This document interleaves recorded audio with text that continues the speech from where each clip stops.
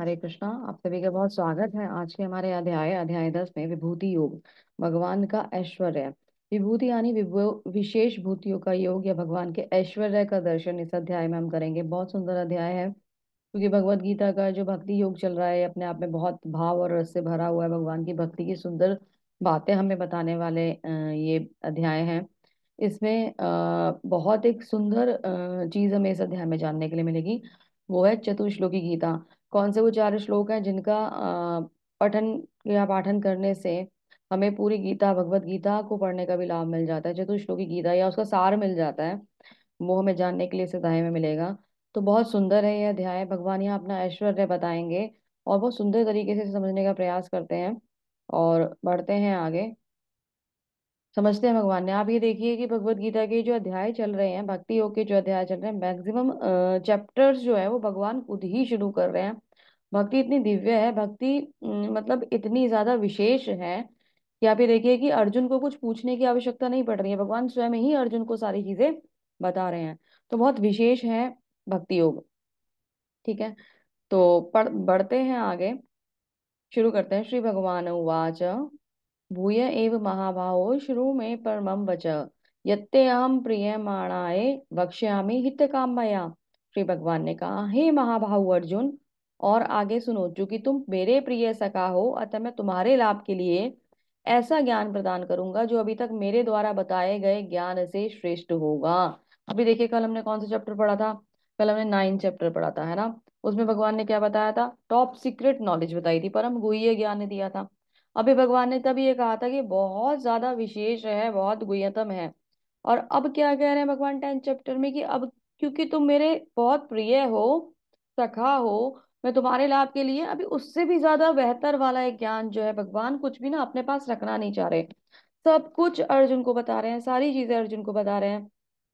जितनी ज्यादा विशेष बातें भक्ति की हो सकती हैं वो सारी की सारी चीजें भगवान अर्जुन के संग शेयर कर रहे हैं। तो अभी और भी कुछ बहुत कुछ है जो परम विशेष है, टॉप सीक्रेट है, या तो बहुत ज्यादा महत्वता रखता है, वो भगवान अर्जुन के साथ शेयर करने वाले हैं। ज्ञान से, पिछले बताए हुए सारे ज्ञान से श्रेष्ठ है ना। तो ऐसा क्यों कर रहे हैं भगवान? भगवान चाहते हैं कि अर्जुन को सारी बातें पता चल जाएं और अर्जुन के माध्यम से सारी चीजें हमें पता चल जाए। तो क्या कहते हैं? न में विदु सुरगणा प्रभवम न महर्षया अहर्मदिहि देवानाम महर्षिणाम च सर्वशा।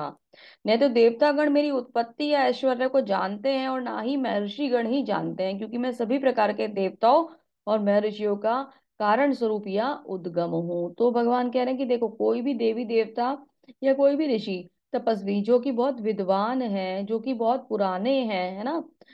हम लोग देवी देवताओं के जैसे, अगर हम आज के एज की अपनी बात करें, इस शरीर के एज की, तो हम लोग तो अभी उत्पन्न हुए हैं ना।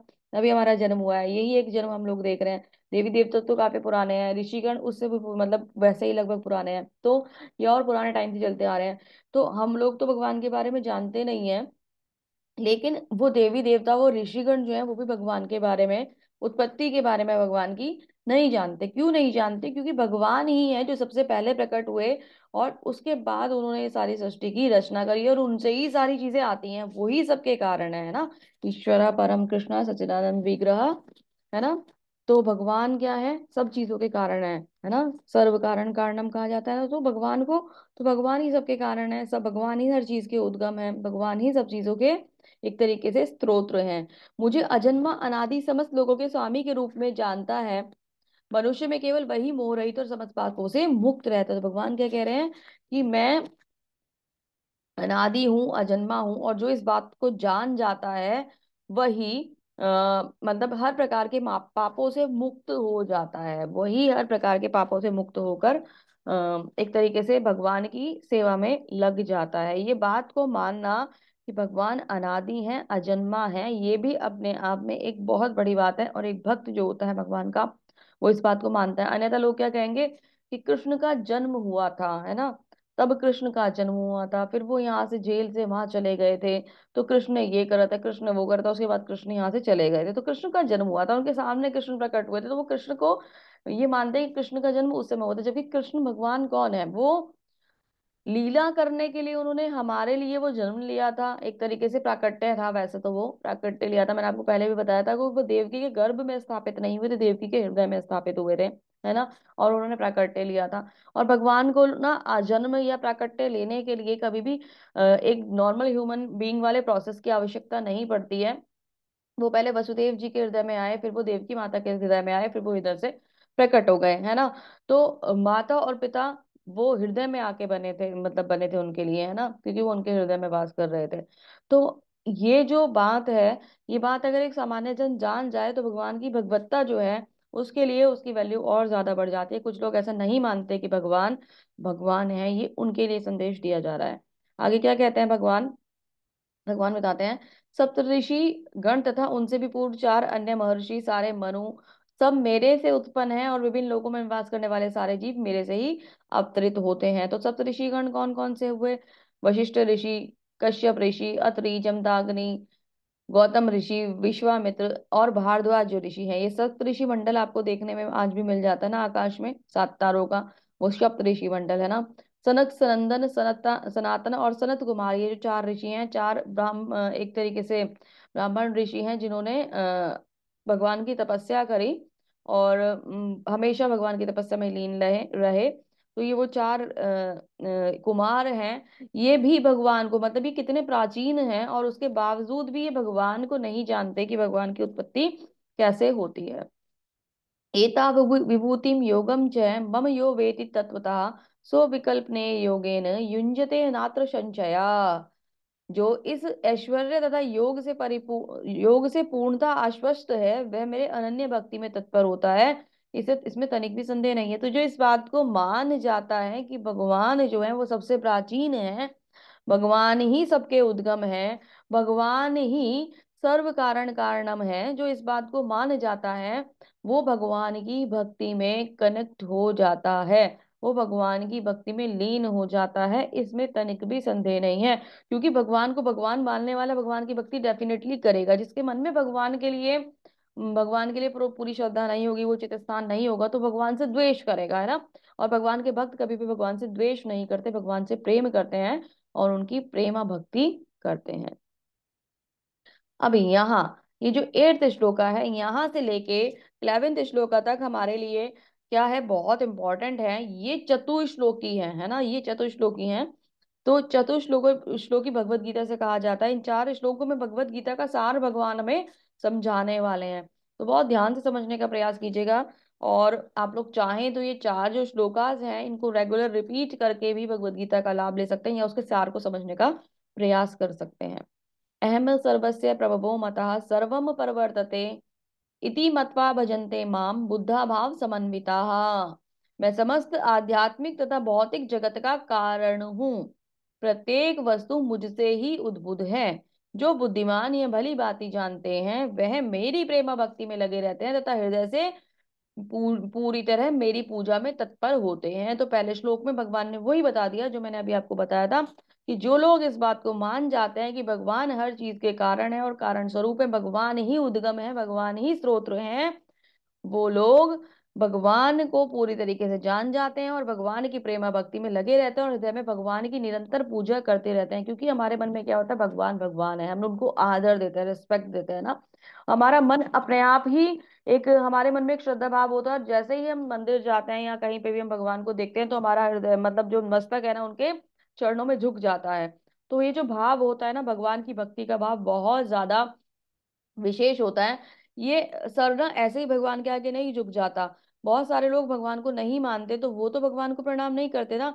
हमारे अंदर अगर हम भगवान को भगवान मानते हैं तो ही ये भाव आता है कि भगवान को हम प्रणाम करेंगे, अदरवाइज हम भगवान को प्रणाम नहीं करते। तो भगवान करे कि जो भगवान को जानते हैं कि भगवान ही उद्गम है, भगवान ही सोर्स है, उनके मन में मेरे लिए भक्ति स्वतः ही प्रकट हो जाती है और वो मेरी पूजा में तत्पर रहते हैं। तो हम भगवान की पूजा भाव, हमारे तो घरों में इतने सुंदर संस्कार में मिलते हैं कि देखिए, सब लोगों को ना, हम लोग भारत में हमारा जन्म हुआ है और हम सब लोग भारतवासी हैं, तो यहाँ क्या होता है कि मैक्सिमम घर फैमिलीज में क्या होता है कि भगवान की पूजा होती है और बच्चों को शुरू से ही वो संस्कार मिलते हैं। और ये बहुत विशेष बात है कि हमने यहाँ जन्म लिया है। आप किसी भी चीज में कभी कभी ऐसा लगता है ना कि अरे हम यहाँ क्यों हो गए, किसी और कंट्री में होते तो बहुत अच्छा होता, है ना, हमारे पास फैसिलिटीज होती। कभी कभी अगर ऐसा सोचने लग जाए तो आप ये सोचिएगा कि आप यहाँ जन्म लिया है जहाँ पे कल भी हमने ये पढ़ा था कि हजारों मंदिर हैं कृष्ण भगवान के, और वहां पे भगवान की पूजा करना मुश्किल नहीं है।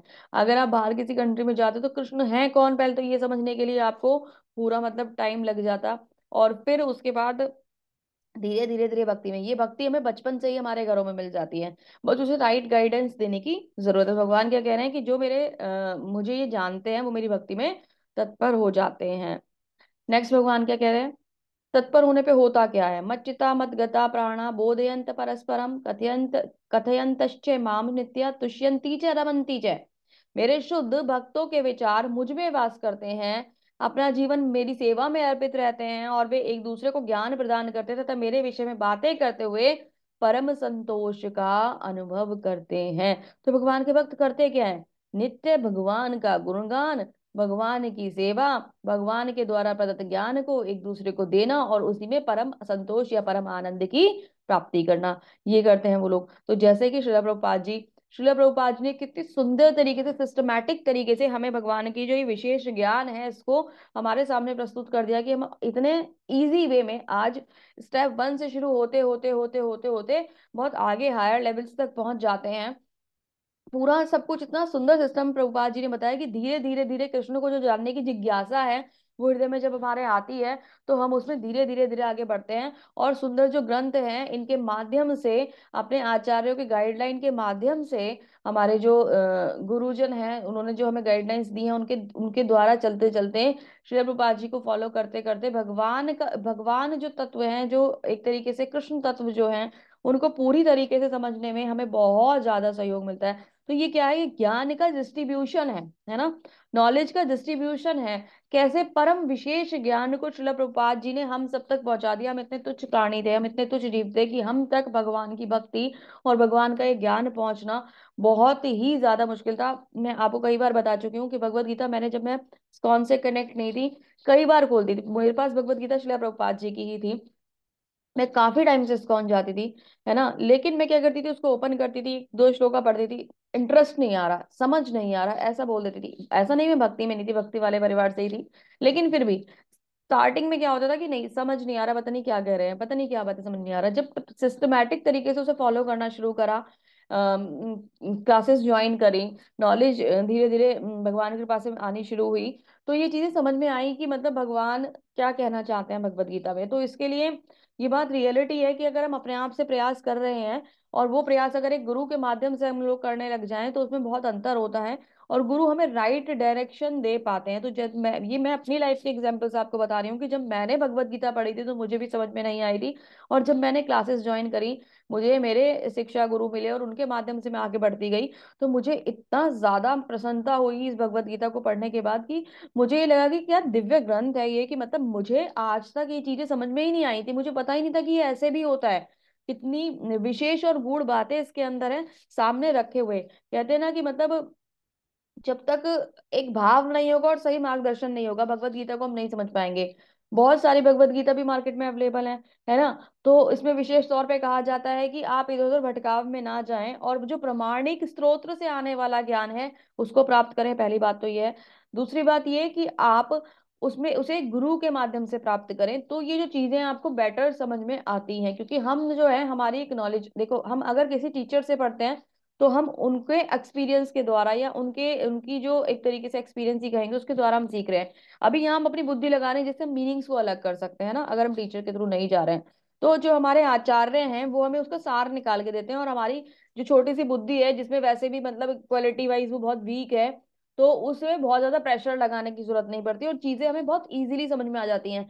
तो जब हमें एक फैसिलिटी मिली है तो हमें उस फैसिलिटी को यूज करते हुए गुरु के शरणागत होके उसको हमें समझना चाहिए, है ना। तो हम बहुत बहुत धन्यवाद करते हैं शिला प्रभुपाद जी का, उन्होंने हम सब के लिए इतना दिव्य ज्ञान दिया, और वो क्या कर रहे हैं इसमें आनंद प्राप्त करते हैं। तो जब जब हम शिला प्रभुपाद जी की बनाई हुई कोई भी पुस्तक है, कोई भी ग्रंथ है, जब हम उसको पढ़ते हैं तो उन्हें भी बहुत आनंद की अनुभूति होती है। और उन्होंने क्या कहा है कि मैं यहाँ से कभी भी नहीं गया हूँ, मैं यहाँ से कहीं भी नहीं गया हूँ, है ना।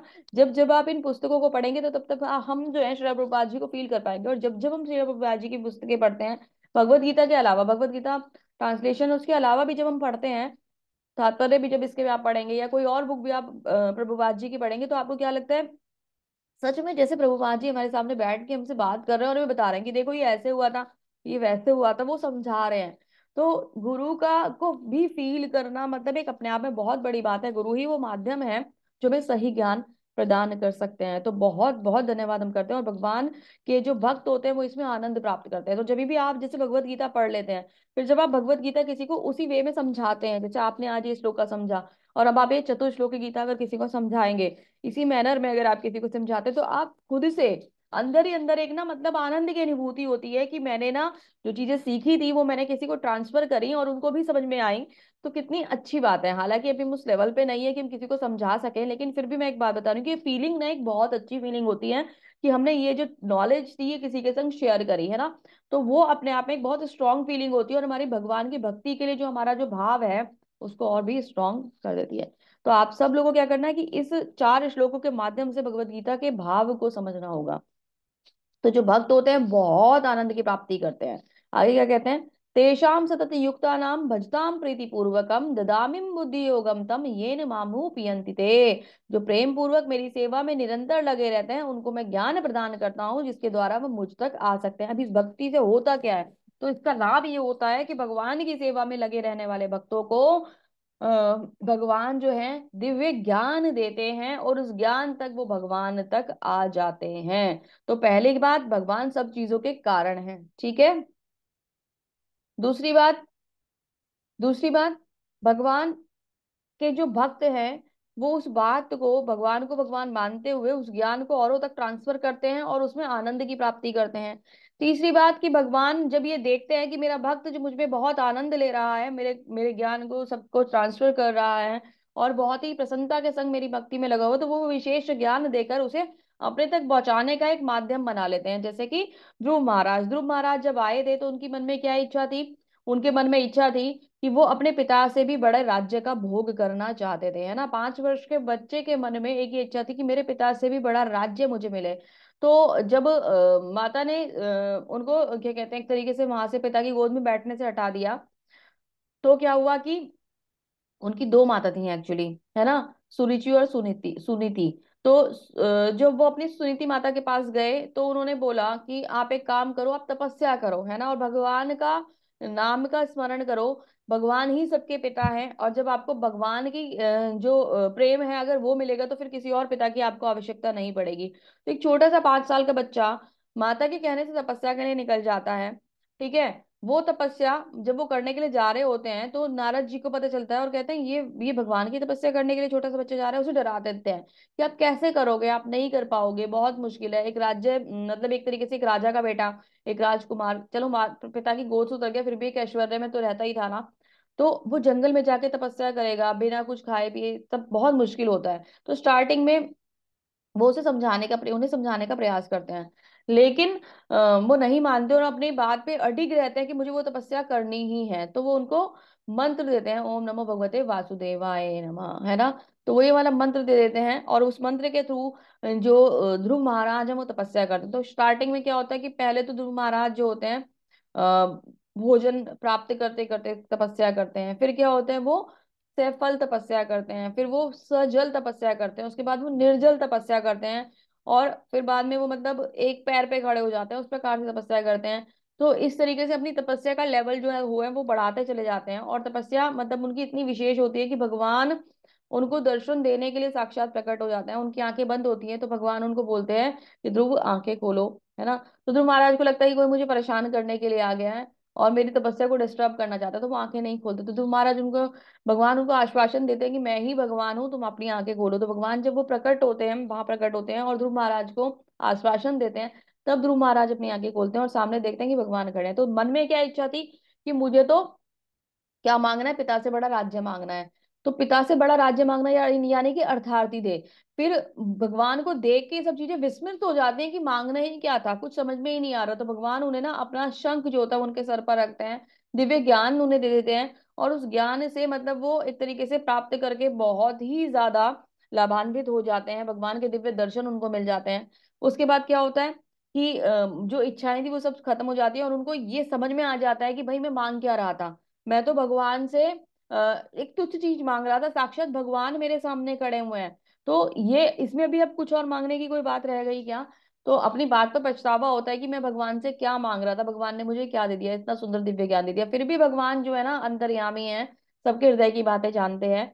तो भगवान उनके हृदय की बात भी जानते थे कि उन्हें एक बड़ा लोक चाहिए, तो वो उन्हें उनके पिता से क्या, पृथ्वी लोक से भी बड़ा लोक ध्रुव लोक दे देते हैं। और ध्रुव लोक आज भी भूमंडल, इसमें क्या कहते हैं, ब्रह्मांड में विराजमान है, आज भी वो एग्जिस्ट करता है। और ध्रुव तारा भी आप लोगों ने देखा होगा। तो ध्रुव महाराज जो है उनका राज्य आज भी बड़ा है ना। और वो क्या करते हैं, राज्य का भोग करने के बाद उस धाम में प्रवेश कर जाते हैं, भगवान के पास प्रवेश कर जाते हैं। तो बहुत सुंदर ये कथा है, ये हमें इंस्पिरेशन देती है। एक 5 साल का बच्चा अगर इतनी कठिन तपस्या कर सकता है, आप बोलोगे तो तब के लोग की बात है, ये तो पुराने युग की बात है, आज की डेट में कहाँ होता है। तो हमारे आचार्य ने तो हमें कहा भी नहीं ना कि एक पैर पे खड़े होकर तपस्या करो। हमारे आचार्य हमें क्या कहते हैं, हरि नाम जप करो। 1 माला जप करो, 2 माला जप करो, 3 माला करो, 4 माला करो, धीरे धीरे बढ़ाते जाओ।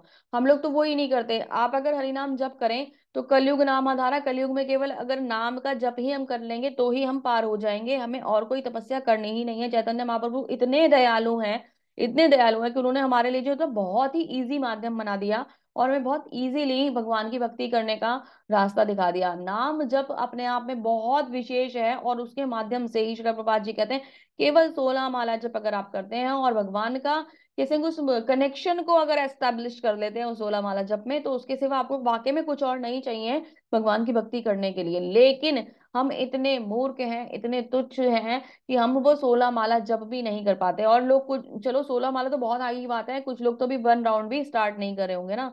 आप लोग तो नए हैं तो 1 राउंड भी स्टार्ट नहीं हुआ होगा कुछ कुछ का। तो जबकि हम शुरू से ही डिस्कस कर रहे हैं कि भगवान के नाम का जप बहुत विशेष है।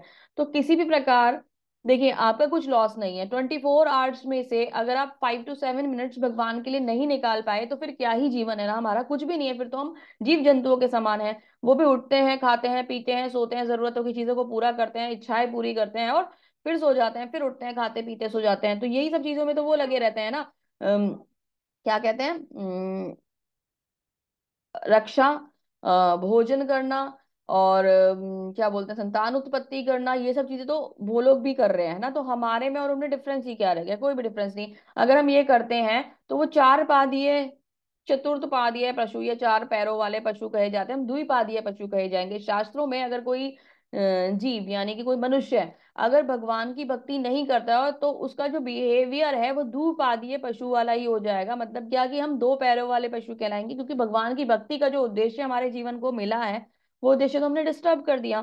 तो वो तो हम कर ही नहीं रहे हैं, तो फिर उसकी तो वैल्यू ही खत्म हो गई ना, फिर इस जीवन की वैल्यू खत्म हो गई। केवल 24 आवर्स में से 5 मिनट्स अगर हम भगवान की भक्ति के लिए ना निकाल पाए तो ये बहुत ही गलत है, बहुत ही ज्यादा गलत है ना।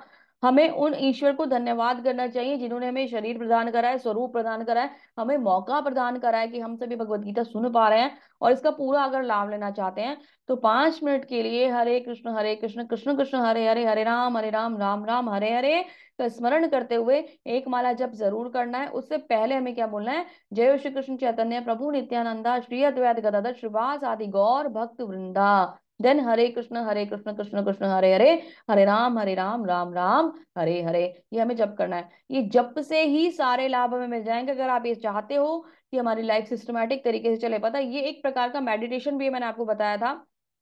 और इससे बेस्ट कोई मेडिटेशन नहीं। अगर आप इसको भक्ति की फॉर्म में नहीं लेना चाहते तो आप मेडिटेशन की फॉर्म में ले लो। आपका इतना जबरदस्त मेडिटेशन इसके साथ होगा कि आप पूरा जो आपकी जो आपका जो दिन है ना वो इतना सुंदर हो जाएगा कि आप बैलेंस हो जाओगे। धीरे धीरे इसका प्रभाव देखते जाओगे ना, आपको 1 महीने में, 2 महीने में, 3 महीने में आपको अपना ही बिल्कुल न्यू वर्जन दिखाई देगा कि अभी मुझे ना पहले से कम गुस्सा आता है, अभी मैं पहले से शांत हो गया हूँ, अभी मैं पहले से इजीली चीजों का सोल्यूशन कर लेता हूँ, अभी मैं आर्ग्यूमेंट्स नहीं करता, अभी मैं बेफिजूल की बातों में नहीं फंसता, अभी मुझे काम, मेरा कंसंट्रेशन बहुत अच्छा हो गया है, मेरा फोकस बहुत अच्छा हो गया है, मुझे आलतू फालतू की बातों में मेरा कोई इंटरेस्ट नहीं रहा, तो उसका रिजल्ट्स बहुत अच्छे आ रहे हैं, मैं अपने काम पे ध्यान दे रहा हूँ तो मुझे रिजल्ट्स बहुत अच्छे आ रहे हैं।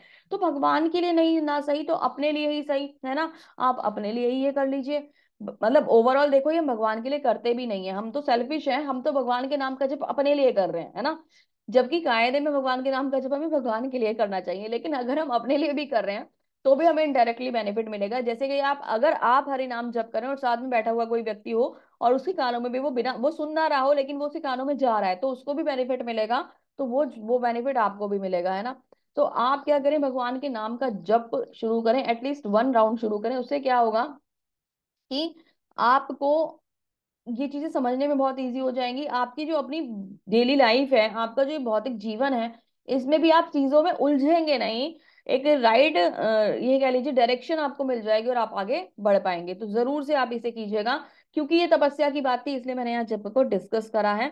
तो आप लोगों को क्या करना है, 1 राउंड, जो बिल्कुल भी कुछ नहीं करते उन्हें 1 राउंड जरूर करना है। ये मेरी रिक्वेस्ट है आप लोगों से। अगर मेरी बात आप लोगों तक पहुंच पा रही है और आप समझ सही प्रकार से इसे समझ पा रहे हैं, तो मेरे कहने से एक बार ये एक माला जप करना का प्रयास कीजिए। इससे क्या होगा कि आप अपने बदलते हुए जीवन को खुद देखेंगे, अपने बदलते हुए स्वरूप को खुद देखेंगे, और बाद में भगवान को धन्यवाद करेंगे कि भगवान मैं इतना पीछे कैसे रह गया, है ना, क्यों मैंने अब तक शुरू नहीं करा था ये। क्योंकि प्रहलाद महाराज ने तपस्या 5 साल की उम्र में शुरू कर दी और हम तो इतने पीछे रह गए हैं ना। सॉरी, ध्रुव महाराज ने। ठीक है।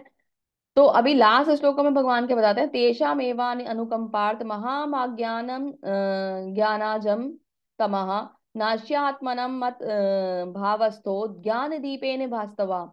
तो मैं उन पर विशेष कृपा करने हेतु उनके हृदय में वास करते हुए ज्ञान के प्रकाशमान दीपक के द्वारा अज्ञान जय अंधकार को दूर कर देता हूँ। तो अभी आप बोलेंगे कि ध्रुव महाराज के सामने तो भगवान प्रकट हुए थे, है ना, वो उस तपस्या में थे, हमें भगवान कैसे मिलेंगे। तो भगवान क्या कह रहे हैं कि जब मेरे भक्त मेरी तपस्या करेंगे, मेरे लिए मतलब मेरी सेवा करेंगे, मुझसे प्रेम करेंगे, तो मैं उनके हृदय को ज्ञान प्रदान करने के लिए उनके हृदय में प्रकाशमान दीपक के द्वारा अंधकार को हटा दूंगा।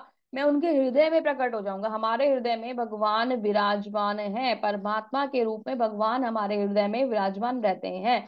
लेकिन वो क्या है, वहां अंधेरा है, क्योंकि हमें उसके ऊपर एक तरीके से एक आवरण है, क्योंकि हम भगवान के नाम का जप और स्मरण नहीं करते हैं। जैसे जैसे हमारा मन जो है वो शुद्ध होता जाता है, हमारी आत्मा जो है वो शुद्ध होती जाती है, भगवान अपने आप से ही ज्ञान का दीपक प्रज्वलित कर देते हैं। ज्ञान दीपेन भास्वता। ज्ञान का दीपक यानी कि हमें हमें नॉलेज आने लग जाती है, हमें भगवान की भक्ति और प्रेम जो है वो मिलने लग जाता है, उसमें आनंद आने लग जाता है, और ये चीजें ऑटोमेटिकली समझ में आने लग जाती हैं। यहाँ क्या कहा जा रहा है, भगवत गीता में क्या संदेश दे रही है। पहले पहले जब हम इस बात को पढ़ते हैं तो हमें समझ में नहीं आता है, लेकिन धीरे धीरे धीरे धीरे, मैं बार बार स्टोरी रिपीट करती हूँ, जैसे हमने वो बास्केट देखा था ना, बच्चा पानी लेके आ रहा था और वो गिर जा रहा था, फिर ला रहा था, फिर गिर जा रहा था, तो जो काली बास्केट थी कोयले की, उसका उसमें पानी तो कैरी नहीं हो रहा था, लेकिन उसका मैल धुल जा रहा था, उसका बेनिफिट ये हो रहा था। तो धीरे धीरे धीरे हमारे भी मन का जो मैल है वो धुल जाता है ना। और हमारे हृदय में कि जब ये देखो भगवान कहाँ वास करेंगे, जो जो जो पवित्र स्थान होगा, जो स्वच्छ स्थान होगा, भगवान वहीं तो वास करेंगे। यहाँ तो इतना कलमश भरा हुआ है, तो भगवान कैसे निवास करेंगे यहाँ। तो जब हम इन शास्त्रों के माध्यम से, गुरु के बताए हुए रास्ते के माध्यम से, जपा के माध्यम से अपने मन को पवित्र करते हैं, तो भगवान जो ऑलरेडी वहां विराजमान है अपना स्वरूप प्रकट करते हैं और ज्ञान का दीपक हमारे जीवन में जला देते हैं। और ये शास्त्र आपको ऐसे समझ में आ जाते हैं, भगवान का ज्ञान, दिव्य जो वैष्णव जन है उनकी बातें आपको ऐसे समझ में आती है कि बस ये तो अच्छा, ये इतना ही इजी था, ये तो बहुत आराम से समझ में आ गया। अन्यथा आप प्रयास करते रह जाते हैं और आपको चीजें समझ में नहीं आती हैं। ऐसे बहुत सारे लोगों को मैं जानती हूँ, कितने सालों से मैं ट्राई कर रही हूँ कि वो किसी प्रकार से भक्ति में आ जाए। बहुत ही नियर बाय, मतलब नियर बाय नियर रिलेशंस वाले लोग हैं, जिनको मैं बोल रही हूँ कि वो आ जाएं आ जाएं आ जाएं, लेकिन समय देखिए, मतलब भगवान की कृपा नहीं है ना, और उनके कुछ संस्कार नहीं है कि वो भगवान की भक्ति में नहीं आ पा रहे। बहुत मुश्किल करके मैं उनको अभी किसी प्रकार से एकादशी के व्रत का ही, मतलब केवल इसलिए कि आप बस कुछ नहीं कर रहे हो, क्लासेस अटेंड नहीं कर रहे हो, कुछ नहीं कर रहे हो, तो एकादशी का व्रत कर लो। तो एकादशी के व्रत पे लेके आई हूँ। एकादशी का व्रत वो करते हैं तो शायद भगवान की कृपा हो जाए, और वो मतलब पूरी की पूरी फैमिली ही नहीं सुनती है, कितना भी प्रयास कर लो। तो इतना आसान नहीं है, आप लोग बहुत विशेष हैं कि भगवान ने आपको चुन लिया है। तो हमें इसकी वैल्यू को समझ के रखना चाहिए। कितने लोग, रियलिटी ये है कि हम लोगों पे को बोलते हैं, समझाते हैं, लेकिन लोग प्रयास नहीं करते।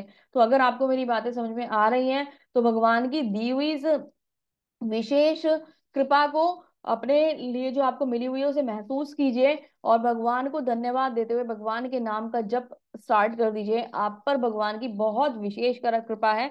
इसीलिए कहा जाता है ना कि हम कृष्ण को नहीं चुनते, कृष्ण हमें चुनते हैं। तो ये सच है। ये बिल्कुल सच है कि कृष्ण हमें चुनते हैं और कृष्ण ने आप सबको चुना है। इस बात को मानते हुए आप सब कृष्ण को धन्यवाद दीजिए और अपने जीवन को बहुत सुंदर और प्रेम में बना लीजिए। यही सार था इन चतुश्लोकी गीता का। चारों श्लोकों में हमने भगवत गीता का जो मर्म है, जो सार है, उसे समझने का प्रयास किया। आगे बढ़ते हैं। अर्जुन उवाच। भाई अर्जुन बोलते हैं, परम ब्रह्म परम धामम पवित्रम परम भावना भवान पुरुषम शाश्वतम दिव्यमादिम देवम देवमजम विभुम। है ना, आगे क्या कहते हैं? आहुसत्वमर्षया सर्वे देव ऋषि नारदस्तथा असितो देवलो व्यास स्वयं चैव बभूषि में। अर्जुन ने कहा, आप परम भगवान, परम धाम, परम पवित्र, परम सत्य हैं। आप नित्य हैं, दिव्य, आदि पुरुष हैं, अजन्मा, महानतम है। भगवान की गुणगान कर रहा है। असित नारद, असित देवल, व्यास जैसे ऋषि आपके सत्य की पुष्टि करते हैं और अब तो आप स्वयं मुझसे कह रहे हैं। तो भगवान से कह रहे हैं कि आप परम पवित्र हैं, आप परम सत्य हैं, आप परम धाम हैं, आप ही सर्वोपरि हैं, आप ही अजन्मा हैं, आप महानतम हैं। ये बात मैं तो कह ही नहीं रहा हूं, मुझसे पहले तो जो नारद, असित देवल ऋषि हैं, कितने प्राचीन ऋषि हैं, ये ऋषि इस बात की पुष्टि करते हैं। और साथ में अब मैं इस बात को कैसे ना मानूं, क्योंकि अब तो आप स्वयं मुझसे कह रहे हैं। तो मेरे से बड़ा मूर्ख कोई होगा क्या कि जब आप मेरे सामने साक्षात खड़े हुए। अभी भगवान देखो क्या करना है। भगवान कर्मयोग में अर्जुन के एक तरीके से पहले सखा होते थे, है ना। भगवत गीता से पहले अर्जुन के सखा होते थे। कर्म योग में भगवान अर्जुन के गुरु के रूप में स्थापित हुए। और जब भक्ति योग शुरू हो रहा है तो अब यहाँ भगवान ने अपने आप को भगवान के रूप में एक तरीके से अर्जुन को बताना शुरू कर दिया है ना।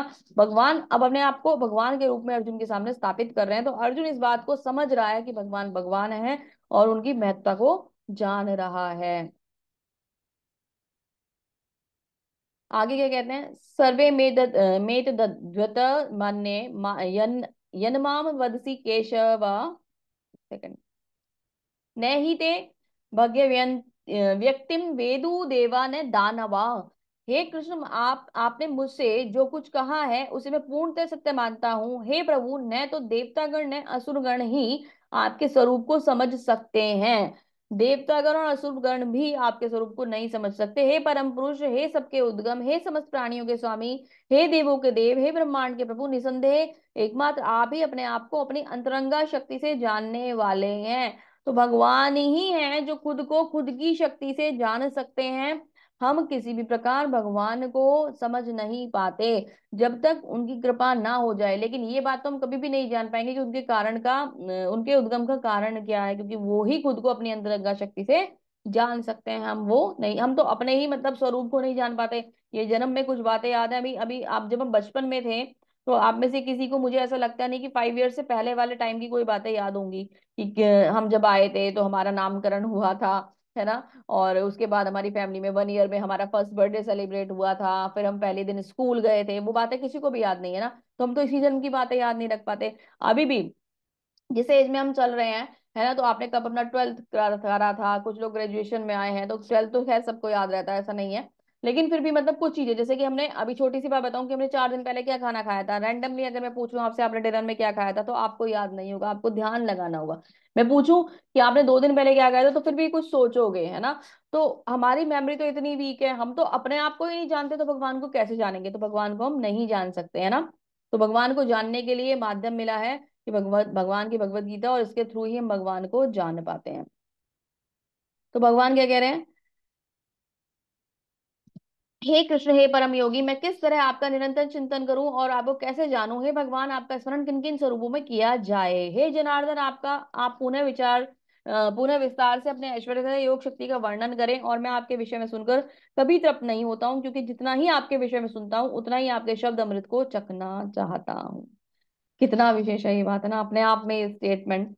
अर्जुन जैसे शुद्ध भक्त भगवान के क्या कह रहे हैं कि मैं जितना आपके विषय में सुनता हूँ उतने ही इन शब्द अमृत को चखना चाहता हूँ। और अगर हम अपनी बात करें तो हम तो भगवान के बारे में कुछ भी नहीं जानते। भगवान की मतलब इस आनंद में, इस भाव में अभी बैठ भी नहीं पाए हैं कि कैसे भगवान के भक्ति में आनंद लिया जाए। ये तक भी हमें नहीं अभी समझ में आया है कैसे भगवान, हम वहां टिक नहीं पाते एक्चुअली। यहाँ पे कैंडिडेट आएंगे क्लास में 20, ठीक है, जैसे जैसे सेशन ओवर होता जाता है एक एक एक एक एक एक करके कुछ आते हैं, पता नहीं देखते हैं, है ना, और देख के क्लास में कि क्या हो रहा है, बस वो ओपन करा, मुझे ऐसा लगता है कि मन में फीलिंग आती होगी भगवान डांटेंगे अगर हम नहीं गए, चलो ठीक है क्लास में अटेंडेंस तो लगा ही लेते हैं, 5 मिनट 10 मिनट सुनते हैं और फिर निकल लेते हैं।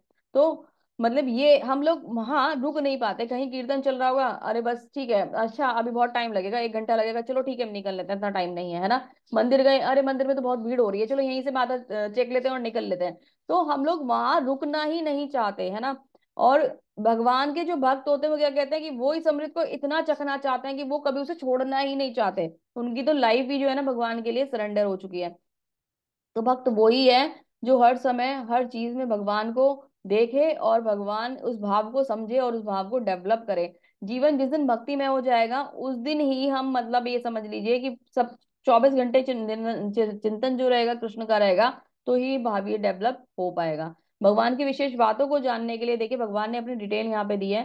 तो भगवान अर्जुन को क्या बता रहे हैं कि देखो मैं किस में क्या हूँ, तो आदित्य में भगवान कह रहे हैं मैं विष्णु हूँ, सितारों में मैं चांद हूँ, समवेद हूँ, इंद्र हूँ, वन हूँ, जीवन की शक्ति हूँ, शिव भी मैं ही हूँ, बृहस्पति भी मैं ही हूँ, कुबेर भी मैं ही हूँ, है ना। एक कैटेगरी में भगवान बताने जैसे कि जलाशय में सागर मैं हूँ, है ना। साधु में भृगु हूँ, ध्वनि में कंपन, अगर जो सबसे विशेष ध्वनि है ब्रह्मांड की वो क्या है, ओमकार, तो भगवान कह रहे हैं मैं ओमकार हूँ। ठीक है। अब पर्वतों में सबसे स्पेशल पर्वत कौन सा, हिमालय, तो भगवान करे मैं हिमालय हूँ। ऋषियों में मैं देवता हूँ, है ना, सॉरी नारद हूँ। तो राजाओं में पुरुषों में मैं सम्राट हूँ, है ना, व्रज व्रज हूँ, सुरभि हूँ, वासुकी हूँ। इस प्रकार से भगवान अपनी डिटेल देते जा रहे हैं ना। वरुण हूँ, आर्यमा हूँ, है ना। आर्यमा कौन, जो इनके पूर्वजों के जो मतलब विशेष वो देवता है, तो आर्यमा बोला जाता है उनको। तो यमराज हूँ, प्रहलाद हूँ, समय हूँ, समय भी मैं ही हूँ, भगवान समय भी भगवान ही है ना। सिंह भगवान है पशुओं में, जैसे बोला जाए तो। पक्षियों में गरुड़ भगवान है, शोधकों में हवा भगवान है। तो भगवान अपनी डिटेल यहाँ देते जा रहे हैं। बहती नदियों में भगवान क्या है, गंगा है। तो सब कुछ भगवान है और सब चीजों में क्योंकि विभूति योग है, विशेष भूतियों का योग है, तो सब चीजों में जो विशेषता है वो भगवान है। और वो भगवान ही मतलब उसको हर चीज में, जैसे कहते हैं ना कि भगवान प्रकृति में कैसे विराजमान है या हम उन्हें कैसे फील करें, तो हर चीज की विशेषता में भगवान एग्जिस्ट करते हैं। तो जैसे हमारे पूरे शरीर में अगर देखा जाए तो हमारा हृदय सबसे ज्यादा विशेष है और वहां पे भी भगवान बैठे हुए हैं, है ना। हमारी बुद्धि सबसे ज्यादा विशेष है, तो बुद्धिमत्ता जो है वो भगवान है ना। तो भगवान के द्वारा ही हमारे अंदर वो बुद्धिमत्ता आती है। तो इन चीजों को फील किया जा सकता है, हर चीज की विशेषता जो है वो भगवान है। तो भगवान के यहाँ ये चित्र दिखाया गया जिसमें सभी कनेक्टेड है किनसे, भगवान से, अलग अलग भगवान स्वरूप में दिखाई दे रहे हैं और सबका कनेक्शन जो है वो भगवान के साथ है। यही नहीं है, अर्जुन में समस्त सृष्टि का जनक हूँ, बीज हूँ, ऐसा चराचर चर तथा अचर कोई भी प्राणी नहीं है जो मेरे बिना रह सके। हे परंतप मैं देवी विभूतियों का अंत नहीं, अनंत मेरी देवी विभूतियों का अंत नहीं है। मैंने तुमसे जो कहा है वे मेरी अनंत विभूतियों का केवल संकेत मात्र है। तो भगवान क्या कह रहे हैं, this is the hint only, मैं ये नहीं हूं, मैं तो बहुत विशाल हूँ, ये तो केवल हिंट है ना। तो हम इसे जान ही नहीं पाएंगे, कितना सुंदर है ये। आगे भगवान के कहते हैं तुम जान लो कि सारा ऐश्वर्य सौंदर्य तथा तेजस्वी सृष्टियां मेरे तेज के एक स्फुलिंग मात्र से उद्भूत हो जाती हैं। भगवान को बहुत कुछ विशेष करने की आवश्यकता नहीं पड़ती।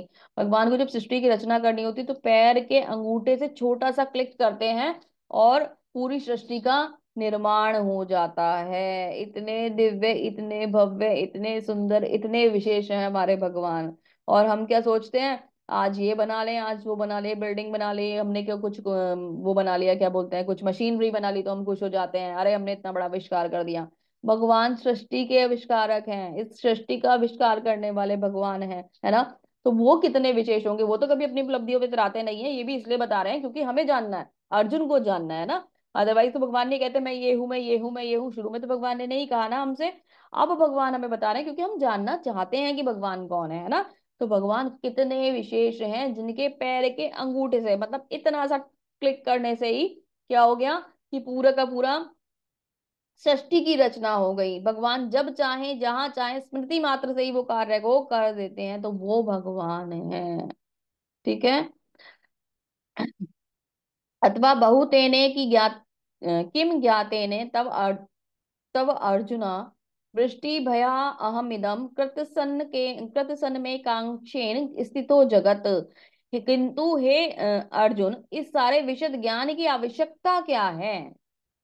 मैं तो अपने एक अंश मात्र से संपूर्ण ब्रह्मांड में व्याप्त होकर इसको धारण करता हूँ। तो भगवान कह रहे हैं अभी इतने सब कुछ जानने की जरूरत क्या है अर्जुन, इतनी टेंशन मत लो कि मैं कौन हूँ। मैं तो पूरे ब्रह्मांड को अपने एक अंश से धारण कर लेता हूँ, आप सबके हृदय में अपने अंश के रूप में विराजमान रहता हूँ, चाहे वो जीव हो, जंतु हो, पेड़ हो, पक्षी हो, पक्षी हो, पशु हो, मनुष्य हो, कुछ भी हो, मैं सबके हृदय में विराजमान रहता हूँ, है ना।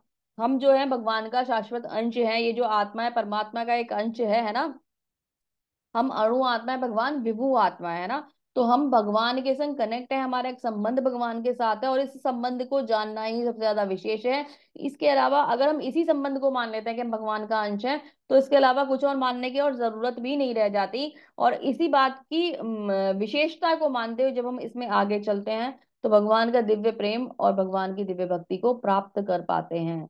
ये सुंदर संदेश भगवान हमें इस अध्याय में दे रहे हैं। तो भगवान विशेष हैं और भगवान हमारे साथ हैं, तभी हम जीवित हैं, हम सजीव हैं, है ना। जिस समय भगवान इस शरीर को त्याग देंगे, उस समय तो फिर ये बॉडी ही बॉडी रह जाएगी। ठीक है। भगवान अपने अंश के विस्तार से परमात्मा स्वरूप में सर्वव्यापी हैं, जो हर विद्यमान वस्तु में प्रवेश करते हैं। अतः शुद्ध भक्त पूर्ण भक्ति में कृष्ण भावनामृत में अपने मन को एकाग्र करते हैं, अतएव वे नित्य दिव्य पद में स्थित रहते हैं। इस अध्याय के श्लोक 8 से 11 तक कृष्ण की भक्ति तथा पूजा के स्पष्ट संकेत चतुश्लोकी में हमें मिले हैं। शुद्ध भक्ति की यह विधि है। इस अध्याय में इसकी भली बाकी भांति व्याख्या की गई है। मनुष्य को भगवान की संगति में किस प्रकार से चरम भक्ति सिद्धि प्राप्त कर सकता है। तो हमें बताया गया है कि हम कैसे भगवान की भक्ति को प्राप्त कर सकते हैं, भगवान के प्रेम को प्राप्त कर सकते हैं। बहुत ही सुंदर ये अध्याय था। इस सुंदर अध्याय के माध्यम से हमने इस बात को जाना कि भगवान की प्रेम भक्ति हम कैसे कर सकते हैं। चतुश्लोकी को अगर आप समझ जाते हैं तो भगवान की भक्ति का सार हमें मिल जाएगा, उसको सुनकर समझ कर, है ना। और क्या करना है, आज से ही अगर आप लोग 1 राउंड जब भी नहीं कर सकते, मैं किड्स को ये सोल्यूशन देती थी। जब मैं किड्स बैच लेती थी तो छोटे छोटे बच्चे आते थे, ठीक है। छोटे छोटे बच्चे 5 ईयर्स से 11 तक के थे, फिर उसके बाद 11 से और 16 तक के भी आए, है ना। तो उनमें क्या होता है कि उनमें ना एक वो एनकरेज रहते हैं, बहुत ज्यादा उत्साह होता है उनके अंदर, है ना। तो जब उन्हें जप के लिए कहा जाता तो शुरू शुरू में ना, जैसे कुछ बच्चे ऐसे होते थे, सारे बच्चे एक्साइटेड होते थे पर सब ना जप नहीं कर पाते थे, बहुत सारे बच्चे बहुत बहुत छोटे होते थे। तो मैंने को फिंगर टिप्स पे वो जप करने के लिए बोली थी कि ठीक है आज आप 5 से शुरू करो, आज 5 टाइम हरे कृष्ण बोलो। फिर वो 11 पे आते थे, फिर वो धीरे धीरे बढ़ जाते थे, 21 पे आते थे, फिर वो 31 पे आते थे। ऐसे करते करते करते मैं उन्हें 108 तक ले जाती थी। और जिस दिन उनका 1 राउंड कंप्लीट होता था उनको बहुत ज्यादा खुशी होती थी। और फिर वो बच्चे 1 राउंड से 2 राउंड, 3 राउंड, 4 राउंड, आप यकीन नहीं मानोगे, मेरे साथ ऐसे भी बच्चे थे जो 16 माला जप करते थे नॉन स्टॉप, बिना किसी ब्रेक के। और मेरी क्लास से पहले वो जब कंप्लीट हो चुका होता था, मॉर्निंग 6 AM की ही मैं बात बता रही हूँ आपको, 6 AM में वो बच्चे 16 राउंड जब कंप्लीट कर लेते थे। मेरी भी माला ना छूट जाती हैं और मुझे बाद में करनी पड़ती हैं, लेकिन वो बच्चे 16 राउंड जब कंप्लीट करके क्लास में बैठे थे। इतनी विशेष कृपा थी उन बच्चों के ऊपर। तो क्या हम उन बच्चों से भी पीछे हो गए हैं? हैं, हम लोगों को इतनी बुद्धि डेवलप हो गई है कि अभी हमें सही और गलत का ज्ञान है। तो हमें क्या करना है, मैं ये मानती हूँ, इसीलिए कहा जाता है कि संस्कार बचपन में डेवलप किए जाने चाहिए। अगर संस्कार बचपन में डेवलप होते तो वो लाइफ टाइम कैरी हो सकते हैं। अभी ये वाली एज भी फिर भी बहुत सही है ना, कि अभी आप ये वाले एज में और चीजों को सीख सकते हैं। लेकिन थोड़ा सा फिर भी उस यूथ, मतलब किड्स से और यूथ में डिफरेंस क्या है कि वहां हम चीजों को इजीली समझा सकते हैं। यहाँ आप को बार बार कहने पर भी, मतलब यहाँ ना एक फल जो है थोड़ा सा ज्यादा पक गया है अभी, तो क्या है कि उसको बार बार पॉलिश करना पड़ रहा है ना, समझाना पड़ रहा है उसको। तो वहां वो एक तरीके से बीज है, वो धीरे धीरे प्रकट हो रहा है। तो उसमें ऐसी कोई दिक्कत नहीं है, वो धीरे धीरे चीजों को अडॉप्ट कर लेते हैं और इतनी सुंदर भक्ति करते हैं। तो हमें क्या करना है, क्योंकि समझदारी बुद्धि तो फिर भी विकसित हो गई है ना, तो खुद को उस बच्चे वाले लेवल पे ही ले आइए और अपने मन को बोलिए कि मुझे जो बोला गया है मुझे वो करना है, ये मेरी ही भलाई के लिए, किसी और के लिए नहीं। आपका जब आपके ही काम आएगा, मेरे काम नहीं आएगा। अगर आप जब करेंगे तो वो आपके और आपके परिवार के कल्याण के लिए होगा, है ना। तो आप भगवान के नाम का जप प्लीज शुरू कीजिए, ये मेरी रिक्वेस्ट है आपसे। और भगवान के नाम के जप के आनंद को फील करने का तो प्रयास कीजिए। मन ना लगेगा ना तो आप फिर बाद में उसे छोड़ दीजिएगा, ठीक है। ये गारंटी मैं आपको दे रही हूँ कि अगर आप भगवान के नाम का जप करेंगे तो वो आनंद आपको इतना जबरदस्त आएगा कि आप उसे कभी छोड़ ही नहीं पाएंगे। ये बहुत विशेष है, क्योंकि यही एकमात्र साधन है हमें इस भव सागर से पार करने का। तो मेरी रिक्वेस्ट है आप लोगों से, सभी से, कि भगवान के नाम का जप करें। जो लोग क्विज नहीं कर रहे हैं वो लोग क्विज करें, लेवल 1 का सर्टिफिकेट लें, फिर हायर लेवल्स में हम लोग जाएंगे। और ये जो हमने यात्रा शुरू करी है, इसको नित्य चलाते चलाते, इसमें बढ़ते बढ़ते बढ़ते भगवान के संग अपने संबंध को स्थापित करने का जो हमने सोचा है ना, कि जो ऑलरेडी है, जिसे हम विस्मृत कर चुके हैं, भूल चुके हैं, उसको दोबारा जानने का प्रयास करेंगे। और भगवान की भक्ति और प्रेम को अपने हृदय में प्रकट करने का प्रयास करेंगे। सुंदर आचार्य हमें मिलेंगे, उनके माध्यम से हम लोग इस जान बात को जान पाएंगे, गुरु महाराज की कृपा हम लोग प्राप्त कर पाएंगे। तो ये भाव जो है अगर डेवलप करेंगे मन में, तो ही आप आगे बढ़ पाएंगे और चीजों को समझ पाएंगे। तो जो लोग भी अभी तक जप नहीं कर रहे हैं, आई रिक्वेस्ट यू, प्लीज उसे शुरू कर दीजिए। इसी मैसेज के संग मैं अपने इस चैप्टर को आज कंप्लीट करूंगी, यहीं ब्रेक, यहीं स्टॉप करूंगी। और उम्मीद करती हूँ कि आप लोगों को ये बातें बहुत अच्छे से समझ में आई होंगी। मेरा प्रयास आप लोगों को अच्छा लगा होगा। कल एक नए चैप्टर में मिलेंगे। कल का जो चैप्टर है बहुत सुंदर चैप्टर है, भगवान हमें और विशेष बातें अपने बारे में बताएंगे। 2 चैप्टर रह गए हैं भगवत गीता में, केवल भक्ति योग कंप्लीट होने के, उसके बाद हम ज्ञान योग में प्रवेश कर जाएंगे। और भगवत गीता जो है वो समापन की तरफ बढ़ती चली जाएगी। तो आज भी अगर आपको कुछ समझ में नहीं आ रहा है, कोई दिक्कत है, तो आप हम लोगों से डिस्कस कर सकते हैं, पूछ सकते हैं। आपके डाउट्स हम लोग सेशन हमेशा रखते हैं। लाइव क्लासेस में आइए, लाइव सेशंस में आइए, और आके यहाँ पे भगवत गीता का आनंद लीजिए। रिकॉर्डिंग्स के बेस पे प्लीज मत रहिए, लाइव क्लासेस को ज्वाइन कीजिए। इसी मैसेज के संग हम ये चैप्टर यहीं कंप्लीट करते हैं। श्रील प्रपात की जय। हरे कृष्णा। आप सभी का बहुत बहुत धन्यवाद। हरे कृष्णा।